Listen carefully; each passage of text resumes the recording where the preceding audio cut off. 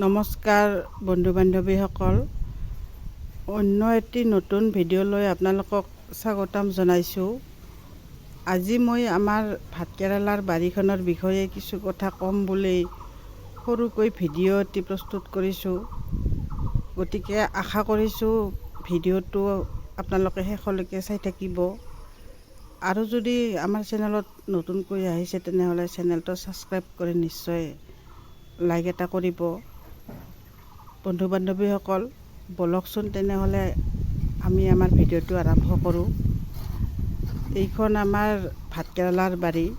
আমি যোৱা ফেব্ৰুৱাৰী মাহৰ লাষ্টত ভাতকেৰেলাৰ আলু দিছিলোঁ। কেৰেলা আমি প্ৰতি 10জোপা মাইকী গছৰ মূৰে মূৰে এজোপাকৈ মতা গছ লগাইছিলোঁ। যদি এনেকৈ 10জোপা মাইকী গছৰ মূৰে মূৰে এজোপাকৈ মতা গছ দিয়া হয় তেনেহ'লে ফুলবিলাক ক্ৰছ নকৰিলেও হয়।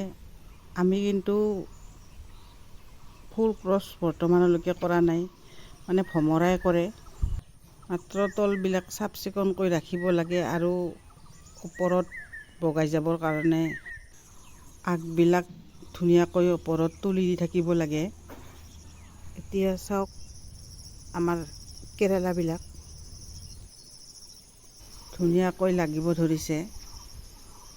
আমি বৰ্তমান ভাতকেৰেলা বিক্ৰী কৰি আছোঁ। বাৰিষাৰ খেতি বুলি ক'লে ভাতকেৰেলা এবিধ বহুত লাভজনক খেতি হয়। বাৰিষাৰ খেতি হ'লেও যদি একেলেঠাৰি 10-15 দিন বৰষুণ নপৰে তেনেহ'লে পানীৰ ব্যৱস্থা কৰিব লাগে, নহ'লে ফলবিলাক ঠিক নহয়, ৰঙা পৰি যায় আৰু লগতে ফলবিলাক সৰু সৰু হয়। আৰু যে এই পকাপাত থাকে, এই পকাপাতবিলাক মাজে মাজে ছিঙি দি থাকিব লাগে। যদি পাতবিলাক ঘন হয় তেতিয়া ফলটো তলত পৰি যায় আৰু ফলৰ কালাৰবিলাক ঠিক নহয়। আৰু গছবিলাকো অলপ ৰুওঁতে পাতলকৈ ৰুব লাগে, তেতিয়া ছিঙিবলৈও ভাল, তাৰোপৰি ফলবিলাকো ভাল হয়। প্ৰথম ৰুওঁতে আমি শাৰীৰ পৰা শাৰীৰ দূৰত্ব 8 ফুট আৰু গছৰ পৰা গছৰ দূৰত্ব প্ৰায় 6 ফুট দিছিলোঁ। বন্ধু বান্ধৱীসকল, চাওক আমাৰ কেৰেলা বাৰীখন ইমান ধুনীয়া হৈছে।